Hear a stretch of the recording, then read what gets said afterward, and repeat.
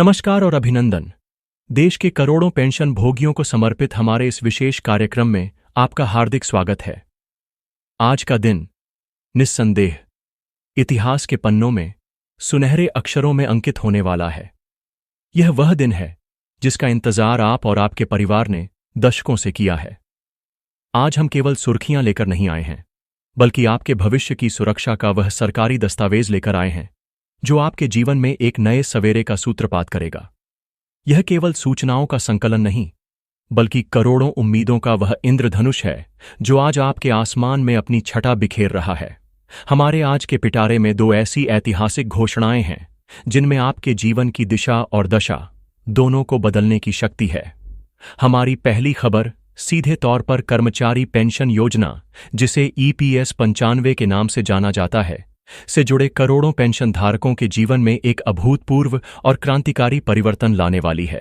जी हां, आपने बिल्कुल सही सुना।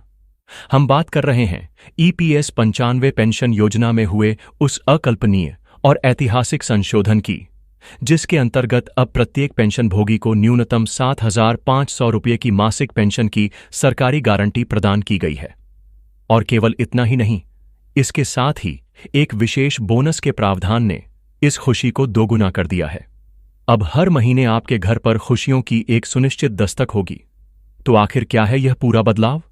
इस नए लाभ को प्राप्त करने की प्रक्रिया क्या होगी? आपकी पुरानी पेंशन राशि का समायोजन कैसे किया जाएगा? और इस रहस्यमयी बोनस के पीछे का सच क्या है? इन सभी गहन प्रश्नों के उत्तर हम आपको पूरी गहनता और विस्तार से देंगे। और इसके ठीक बाद हमारी दूसरी बड़ी खबर देश के बैंकिंग क्षेत्र से सेवानिवृत्त हुए लाखों पेंशन भोगी साथियों के लिए है। ऑल इंडिया बैंक पेंशनर्स और रिटायरी फेडरेशन की एक अत्यंत महत्वपूर्ण और निर्णायक बैठक सफलतापूर्वक संपन्न हुई है, जिसमें पेंशन से जुड़े कई दशकों पुराने और लंबित मुद्दों पर अंतिम सहमति बनी है। इस बैठक के उपरांत संगठन को एक नई और गतिशील दिशा प्रदान करने हेतु नए पदाधिकारियों का चुनाव भी संपन्न हुआ है, जिसमें श्री प्रणव कृष्ण डे को अगले अध्यक्ष के रूप में महत्वपूर्ण जिम्मेदारी सौंपी गई है और श्री अनिल कुमार जी को सचिव के पद पर चुना गया है। तो आखिर जमशेदपुर की इस बैठक के प्रमुख निष्कर्ष क्या थे? बैंक पेंशनरों की वे कौन सी प्रमुख मांगें हैं जिन पर निर्णायक सहमति बनी है? और आने वाले समय में इन मांगों को क्रियान्वित कराने के लिए संगठन की भविष्य की रणनीति क्या होगी? इस पर भी हम एक विस्तृत और गहन चर्चा करेंगे। हम आप सभी आदरणीय पेंशन धारकों से यह विनम्र आग्रह करते हैं कि आज हमारे साथ अंत तक बने रहें। यहां कहा गया एक एक शब्द, दी गई एक एक जानकारी सीधे आपके अधिकारों और आपके हकों से जुड़ी है। इसलिए इस विशेष प्रसारण को एक क्षण के लिए भी नजरअंदाज न करें और इसे इसकी संपूर्णता में देखें। और हां, यदि आप हमारे इस विश्वसनीय मंच पर पहली बार आए हैं या अब तक आपने हमें सब्सक्राइब करने का मन नहीं बनाया है, तो अभी लाल बटन दबाकर चैनल को अवश्य सब्सक्राइब कर लें। साथ ही घंटी के निशान को दबाकर ऑल नोटिफिकेशन को सक्रिय कर दें, ताकि पेंशन और सेवानिवृत्ति से जुड़ी हर सच्ची, सटीक और तथ्यों पर आधारित खबर आप तक बिना किसी विलंब के सबसे पहले पहुंच सके।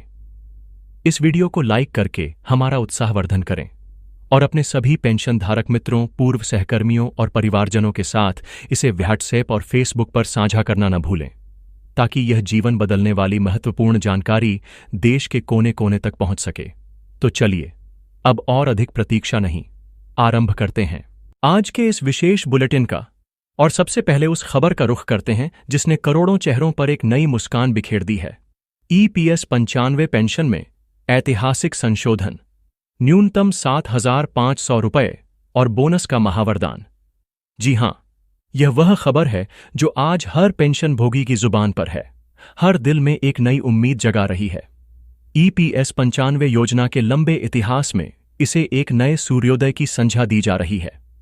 दशकों से जो पेंशन भोगी मात्र 1,000 रुपये या 3,000 रुपये जैसी मामूली पेंशन पर अपना जीवन यापन करने के लिए विवश थे, जो इस कमर तोड़ महंगाई के युग में 2 समय के भोजन और अपनी आवश्यक दवाइयों के खर्च के लिए भी निरंतर संघर्ष कर रहे थे, उनके लिए सरकार ने एक ऐसा ऐतिहासिक कदम उठाया है जो उनके बुढ़ापे का मजबूत सहारा बनेगा, उनके आत्मसम्मान को पुनः स्थापित करेगा और उन्हें एक गरिमापूर्ण एवं सुरक्षित भविष्य का ठोस आश्वासन देगा।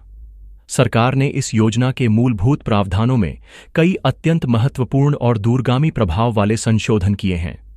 इन संशोधनों का सबसे बड़ा और सबसे आकर्षक पहलू है पेंशन की न्यूनतम राशि में की गई अभूतपूर्व वृद्धि।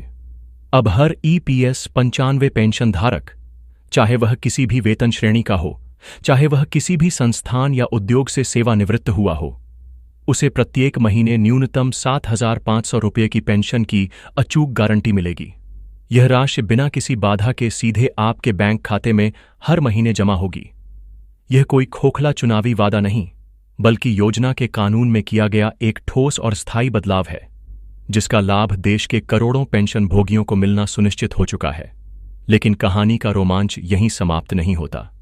इस 7,500 रुपये की गारंटीकृत पेंशन के अतिरिक्त सरकार ने एक और अतिरिक्त लाभ का ऐलान किया है, जिसे बोनस का नाम दिया जा रहा है। यह बोनस पेंशन धारकों के लिए एक अतिरिक्त वित्तीय संबल के रूप में कार्य करेगा।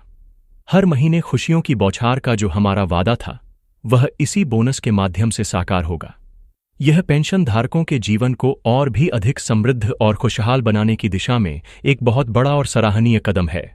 अब स्वाभाविक रूप से आपके मन में यह प्रश्न उठ रहा होगा कि इस ऐतिहासिक बदलाव के प्रमुख लाभ क्या हैं और इसका पेंशन धारकों के दैनिक जीवन पर क्या और कैसा प्रभाव पड़ेगा। तो चलिए इसे बिंदुवार और सरल तरीके से समझते हैं। IPS 95 के नए संशोधनों के प्रमुख लाभ। सबसे पहला और सबसे महत्वपूर्ण लाभ है न्यूनतम 7,500 रुपये की मासिक पेंशन की गारंटी। यह सबसे बड़ा और सीधा लाभ है।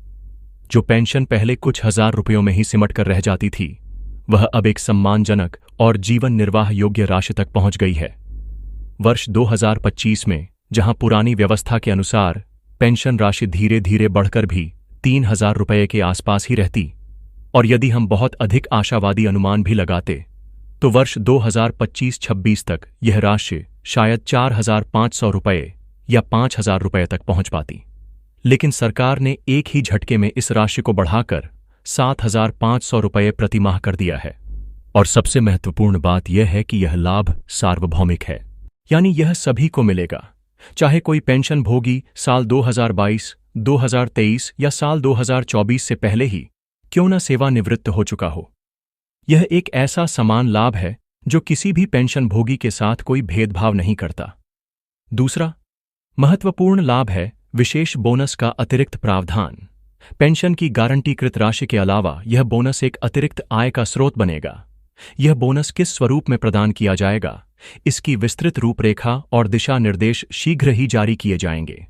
लेकिन यह बात निश्चित है कि यह पेंशन धारकों की वित्तीय स्थिति को और अधिक सुदृढ़ करेगा। यह उनके त्योहारों में नई मिठास घोलेगा, उनकी छोटी बड़ी आकस्मिक जरूरतों को पूरा करने में सहायक होगा और उन्हें किसी भी अप्रत्याशित खर्चे से निपटने में अभूतपूर्व मदद करेगा। तीसरा लाभ है मजबूत वित्तीय सुरक्षा का आश्वासन। इन बदलावों का सबसे बड़ा मनोवैज्ञानिक प्रभाव है वित्तीय सुरक्षा का गहरा एहसास। अब पेंशन धारकों को अपने बुढ़ापे के बढ़ते खर्चों, अपनी दवाइयों की लागत और अपने रहन सहन के स्तर को लेकर रात दिन चिंता करने की कोई आवश्यकता नहीं होगी। यह योजना अब केवल एक पेंशन स्कीम नहीं, बल्कि एक संपूर्ण वित्तीय सुरक्षा पैकेज बन गई है, जो उन्हें एक स्थिर, सुरक्षित और आत्मसम्मानपूर्ण भविष्य का अटूट भरोसा दिलाती है। चौथा और अत्यंत महत्वपूर्ण लाभ है बुढ़ापे में वास्तविक आर्थिक आत्मनिर्भरता। यह क्रांतिकारी बदलाव पेंशन भोगियों को सही मायनों में आर्थिक रूप से आत्मनिर्भर और सशक्त बनाएगा। उन्हें अब अपने बच्चों या किसी अन्य रिश्तेदार पर अपनी दैनिक और मासिक जरूरतों के लिए निर्भर नहीं रहना पड़ेगा। वे अपना जीवन पूरे सम्मान और स्वाभिमान के साथ जी सकेंगे।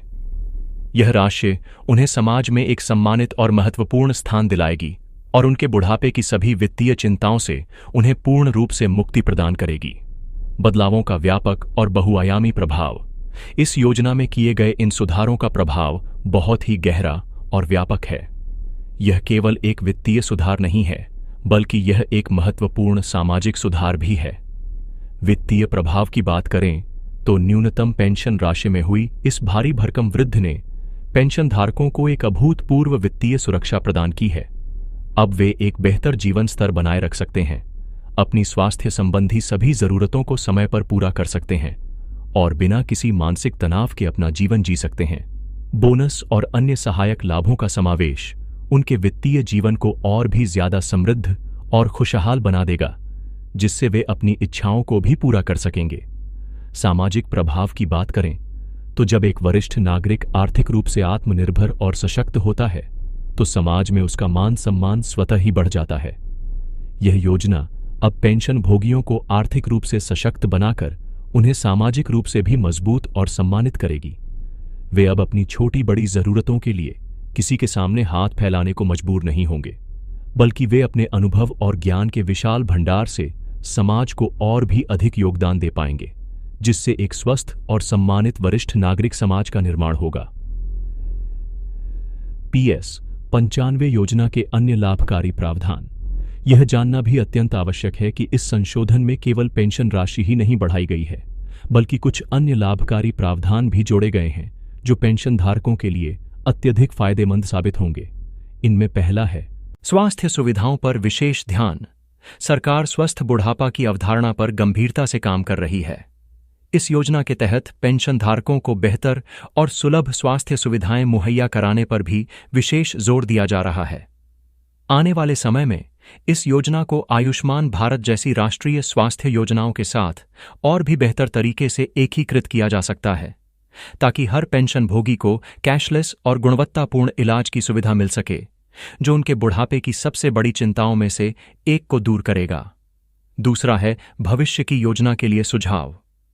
योजना के साथ साथ सरकार पेंशन धारकों को वित्तीय रूप से और भी अधिक जागरूक और साक्षर बनाने का प्रयास कर रही है। यह सुझाव दिया जा रहा है कि पेंशन भोगी अपनी इस बढ़ी हुई पेंशन का एक निश्चित हिस्सा भविष्य की अनिश्चितताओं के लिए निवेश करें। उन्हें अन्य सुरक्षित निवेश विकल्पों पर भी विचार करने की सलाह दी गई है, जैसे कि वरिष्ठ नागरिक बचत योजना, फिक्स्ड डिपॉजिट या अन्य सरकारी गारंटी वाले सुरक्षित निवेश माध्यम। इसके लिए वे वित्तीय सलाहकारों से भी पेशेवर परामर्श ले सकते हैं, ताकि उनकी जमा पूंजी पूरी तरह से सुरक्षित रहे और उस पर उन्हें अच्छा रिटर्न भी मिले। इसका अंतिम उद्देश्य यह है कि वे किसी भी आपातकालीन स्थिति के लिए हमेशा तैयार रहें और किसी पर भी आर्थिक रूप से निर्भर न रहें। ये वास्तव में एक बहुत बड़ी और महत्वपूर्ण अपडेट है, जो हाल ही में आप सभी के लिए निकलकर सामने आई है। ये करोड़ों पेंशन धारकों के वर्षों के अथक संघर्ष, उनकी प्रार्थनाओं और उनके अटूट धैर्य का मीठा फल है। तो चलिए अब रुक करते हैं हमारी आज की दूसरी बड़ी और महत्वपूर्ण खबर की ओर, जो सीधे तौर पर हमारे बैंक क्षेत्र से सेवानिवृत्त हुए लाखों साथियों से जुड़ती है। ऑल इंडिया बैंक पेंशनर्स और रिटायरी फेडरेशन की ऐतिहासिक बैठक। नई उम्मीदें, नई मांगें और नया नेतृत्व। जी हां, यह खबर सीधे जमशेदपुर, झारखंड से आ रही है, जहां पूर्वी सिंहभूम के बैंक पेंशनरों और सेवानिवृत्त कर्मचारियों की एक विशाल और अत्यंत महत्वपूर्ण बैठक का सफलतापूर्वक आयोजन किया गया। यह बैठक कदमा के ग्रीन एलवेले परिसर में संपन्न हुई और इसका आयोजन ऑल इंडिया बैंक पेंशनर्स और रिटायरी फेडरेशन, जिसे AIBPRF के नाम से जाना जाता है, की झारखंड राज्य इकाई के बैनर तले किया गया। इस बैठक की गंभीरता और महत्ता का अंदाजा इसी बात से लगाया जा सकता है कि इसमें 100 से भी अधिक प्रतिनिधियों ने सक्रिय रूप से हिस्सा लिया, जो पूरे क्षेत्र के बैंक पेंशनरों की सामूहिक आवाज का प्रतिनिधित्व कर रहे थे। यह बैठक कई मायनों में ऐतिहासिक और मील का पत्थर साबित हुई। इसमें न केवल पेंशनरों की दशकों पुरानी समस्याओं और लंबित मुद्दों पर गहन और विस्तृत चर्चा हुई, बल्कि भविष्य की रणनीति को प्रभावी ढंग से तय करने के लिए एक नई और मजबूत डिस्ट्रिक्ट कमेटी का भी गठन किया गया। मीटिंग में सर्वसम्मति से डिस्ट्रिक्ट कमेटी के पदाधिकारियों और सदस्यों का चुनाव संपन्न हुआ। इसमें सबसे महत्वपूर्ण चुनाव अध्यक्ष और सचिव के पदों के लिए हुआ। सर्वसम्मति से श्री प्रणव कृष्ण डे को अगले 3 वर्षों के लिए, यानी साल 2025 से लेकर साल 2028 तक की अवधि के लिए अध्यक्ष की गरिमामयी जिम्मेदारी सौंपी गई। वहीं संगठन को जमीनी स्तर पर मजबूती प्रदान करने और कार्यों को नई गति प्रदान करने के लिए श्री अनिल कुमार जी को सचिव के रूप में चुना गया है। यह नया और ऊर्जावान नेतृत्व बैंक पेंशनरों के लंबे संघर्ष को एक नई ऊर्जा और एक नई दिशा प्रदान करेगा, ऐसी सभी को प्रबल उम्मीद है। इस सभा को संस्था के अनुभवी और सम्मानित सचिव श्री देवाशीष सेन गुप्ता जी ने संबोधित किया। उन्होंने अपने विस्तृत संबोधन में ऑल इंडिया बैंक पेंशनर्स और रिटायरी फेडरेशन की राष्ट्रीय और राज्य स्तरीय संरचना के बारे में विस्तार से जानकारी प्रदान की। उन्होंने बताया कि यह फेडरेशन और इससे जुड़ा समन्वय संगठन CBPRO, जो कि बैंक पेंशनरों और सेवानिवृत्त कर्मचारियों का सर्वोच्च राष्ट्रीय संगठन है, आज कितना विशाल और शक्तिशाली रूप ले चुका है। इसकी सदस्यता की संख्या आज 6 लाख से भी अधिक है। यह विशाल संख्या दर्शाती है कि बैंक पेंशनर अपने न्यायसंगत हकों के लिए कितने संगठित, जागरूक और प्रतिबद्ध हैं। श्री गुप्ता ने उन प्रमुख समस्याओं और लंबित मांगों पर विस्तार से चर्चा की जिनके लिए बैंक पेंशनर वर्षों से, दशकों से संघर्ष कर रहे हैं। इन मांगों पर बैठक में गहन विचार विमर्श हुआ और इन्हें सरकार तथा इंडियन बैंक्स एसोसिएशन, जिसे IBA के नाम से जाना जाता है, के समक्ष और भी जोरदार और प्रभावी तरीके से उठाने का संकल्प लिया गया। चलिए अब उन प्रमुख मांगों को विस्तार से जानते हैं जिन पर इस महत्वपूर्ण बैठक में सहमति बनी है। सबसे पहली और अत्यंत महत्वपूर्ण मांग है रिजर्व बैंक के अनुरूप पेंशन का नवीनीकरण, जिसे अपडेशन भी कहते हैं। यह बैंक पेंशनरों की सबसे पुरानी, सबसे महत्वपूर्ण और सबसे न्यायसंगत मांग है। उनकी मांग है कि जैसे रिजर्व बैंक ऑफ इंडिया के कर्मचारियों की पेंशन को समय समय पर नए वेतनमानों के साथ अपडेट किया जाता है, ठीक उसी तरह की पारदर्शी और न्यायसंगत व्यवस्था देश के सभी सार्वजनिक क्षेत्र के बैंकों के पेंशनरों के लिए भी तत्काल प्रभाव से लागू की जाए। यह एक न्यायसंगत मांग है क्योंकि दोनों ही देश की वित्तीय प्रणाली के अभिन्न अंग हैं और उनके साथ पेंशन के मामले में भेदभाव नहीं किया जाना चाहिए। दूसरी प्रमुख मांग है विशेष भत्ते का पेंशन और ग्रेच्युटी में समावेश। बैंक कर्मचारियों को 1 नवंबर साल 2012 से एक विशेष भत्ता दिया जा रहा है, लेकिन विडंबना यह है कि इस भत्ते को सेवानिवृत्ति के बाद मिलने वाले महत्वपूर्ण लाभों यानी ग्रेच्युटी और पेंशन की गणना में शामिल नहीं किया जाता है, जिससे सेवानिवृत्त कर्मचारियों को बड़ा वित्तीय नुकसान होता है। संगठन की पुरजोर मांग है कि इस विशेष भत्ते को मूल वेतन का अभिन्न हिस्सा मानते हुए इसे ग्रेच्युटी और पेंशन की गणना में तत्काल प्रभाव से शामिल किया जाए। तीसरी मांग है स्वास्थ्य बीमा योजना में सुधार। सेवानिवृत्ति के बाद स्वास्थ्य का खर्च किसी भी वरिष्ठ नागरिक के लिए सबसे बड़ी चिंता का विषय होता है। बैंक पेंशनरों की यह महत्वपूर्ण मांग है कि उनके स्वास्थ्य बीमा योजना का प्रीमियम सेवारत बैंक कर्मचारियों की ही तरह बैंक प्रबंधन द्वारा पूर्ण रूप से भुगतान किया जाए। इसके अतिरिक्त इस प्रीमियम पर लगने वाले वस्तु एवं सेवा कर, जिसे GST के नाम से जाना जाता है, को भी पूरी तरह से समाप्त किया जाए, क्योंकि स्वास्थ्य सेवा कोई विलासिता नहीं बल्कि एक मूलभूत मानवीय आवश्यकता है। चौथी और मानवीय मांग है बचे हुए कर्मचारियों के लिए पेंशन का एक और अवसर। कुछ ऐसे सेवानिवृत्त कर्मचारी हैं जिनकी संख्या बहुत ही कम, लगभग नगण्य है, जो कुछ तकनीकी या प्रक्रियात्मक कारणों से पेंशन योजना के दायरे में नहीं आ पाए थे। संगठन ने मानवीय आधार पर यह मांग की है कि इन बचे हुए कर्मचारियों को पेंशन योजना में शामिल होने के लिए एक और अंतिम अवसर प्रदान किया जाए ताकि वे भी अपना बुढ़ापा सम्मान के साथ जी सकें। श्री देवाशीष सेन गुप्ता ने अपने भाषण में यह भी विस्तार से बताया कि इन मुद्दों को हल करने के लिए संगठन किस तरह से जमीनी स्तर से लेकर उच्चतम स्तर तक लगातार संघर्ष कर रहा है। उन्होंने बताया कि AIBPRF और CBPRO जैसे संगठनों के माध्यम से एक अथक और अनवरत लड़ाई लड़ी जा रही है। उन्होंने यह महत्वपूर्ण जानकारी भी साझा की कि कैसे समय समय पर प्रधानमंत्री कार्यालय, केंद्रीय वित्त मंत्रालय, इंडियन बैंक्स एसोसिएशन के सचिव और वित्त सेवा विभाग के सचिव को 6 लाख से भी ज्यादा चिट्ठियों और ईमेल भेजकर इन ज्वलंत समस्याओं से अवगत कराया गया है। उन्होंने कहा कि अपनी आवाज को सत्ता के गलियारों तक पहुंचाने के लिए देशव्यापी धरने दिए गए हैं। दिल्ली के जंतर मंतर से लेकर हर प्रदेश के मुख्यालयों पर शांतिपूर्ण प्रदर्शन किए गए हैं, लेकिन उन्होंने गहरे अफसोस के साथ कहा कि इतनी कोशिशों के बावजूद असंवेदनशील सरकार के कानों पर जूं तक नहीं रेंगी है। हालांकि संगठन ने हार नहीं मानी है। अपनी उचित और न्यायसंगत मांगों को मनवाने के लिए हाल ही में CBPRO ने राज्य मुख्यालयों पर 1 दिवसीय भूख हड़ताल का भी आह्वान किया था। झारखंड राज्य इकाई की यह भूख हड़ताल रांची में सभी सदस्यों की सक्रिय भागीदारी के साथ सफलतापूर्वक संपन्न हुई। इस मीटिंग में श्री S के मजूमदार, श्री आलोक मित्र और श्री नीलेश कुमार गुप्त जैसे अन्य वरिष्ठ और अनुभवी पदाधिकारियों ने भी अपनी अपनी बातें रखीं और इस बात पर विशेष जोर दिया कि आने वाले समय में इस संघर्ष को और कैसे तेज किया जाए।